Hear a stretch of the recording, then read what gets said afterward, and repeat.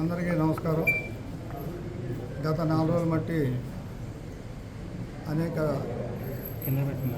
అనుమానాలు, అనేక బందర్లో జనసేన పార్టీలు ఏదో జరిగిపోతున్నట్టుగా వీడియోలు ఆటలు వస్తున్నాయి. ఏం జరగల, అంతా అన్నదమ్ముల్లాగానే ఉన్నాం. ఎందుకంటే ఒక మేయర్ సీట్ కోసం నేను ట్రై చేస్తాను, ఇంకెవరైనా ట్రై చేయొచ్చు. అధిష్టానం వాళ్ళ పని ఆయన ఆలోచించి ఎవరు సామర్థ్యం ఉంది, ఎవరు గెలుస్తారని ఆలోచించి వాళ్ళు చేస్తారు.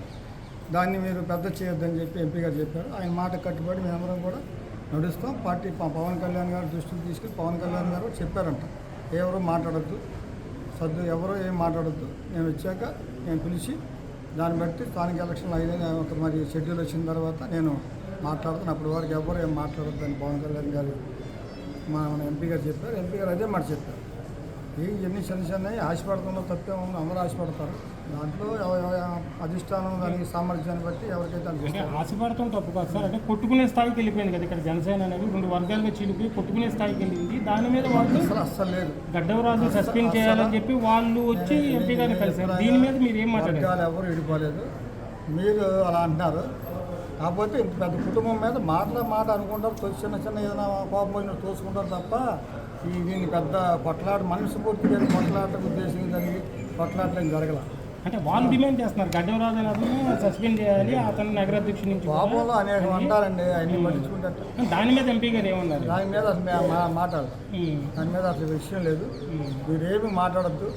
అవన్నీ ఏదైనా పవన్ కళ్యాణ్ గారు వచ్చి ఆఫీస్కి పిలిపిస్తారు, అవి మాట్లాడతారు. ప్రైవేట్ కార్యక్రమానికి వెళ్ళి టౌన్ ప్రెసిడెంట్ కుట్టాంకట్రావు గారి మీద పడ్డారు, కావాలనే చేశారు అన్నది. నేను ఆ ఫంక్షన్కి వెళ్ళకపోతే తర్వాత గొడవ జరిగిందంటే నేను అప్పుడే అలా జరగడం పొరపాటు తప్పది. ఎవరి కనుక జరిగింది కనుక సిఐ గారు నేను సారీ చెప్పించాం.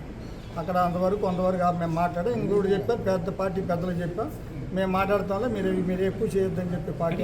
ఇది పవన్ కళ్యాణ్ దృష్టికి మీరు తీసుకెళ్లారంటే జరిగింది కదా, నగరాధ్యక్షుడు పట్టణాధ్యక్షుడిగా ఉన్నాడు ఇతను, ఒక మేయర్ దేశంలో ఉన్నామో ఏదైనా మీ కార్యకర్తనే మీదే చేస్తారు. ఇది మీరు పైకి పవన్ కళ్యాణ్ గారి దృష్టికి తీసుకెళ్ళారా? అన్నీ తీసుకెళ్ళాలి, ఎంపీ గారి దృష్టిలో పెట్టారు. అంతే, ఎంపీ గారి దృష్టిలో పెట్టాం.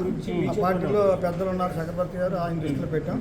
వాళ్ళు మేము మాట్లాడతాం. అప్పుడు మీరు ఏం మాట్లాడుతూ కామ్గా ఉండండి, ఎవరు ఇవ్వాలా ఎవరికి ఇవ్వకూడదని మేము డిసైడ్ చేస్తాం, మీరు డిసైడ్ అవ్వద్దని చెప్పారు. మరి ఇంకా మేయర్ పదవి రిజర్వేషన్స్ అవి కూడా ఖరారు కాలేదు కదా. అంటే వాళ్ళు ఆశపడతారు, మేము ఆశపడతాం, తెలుగుదేశం వాళ్ళు ఆశపడతారు, బీజేపీ వాళ్ళు ఆశపడతారు. తప్పే ఉంది.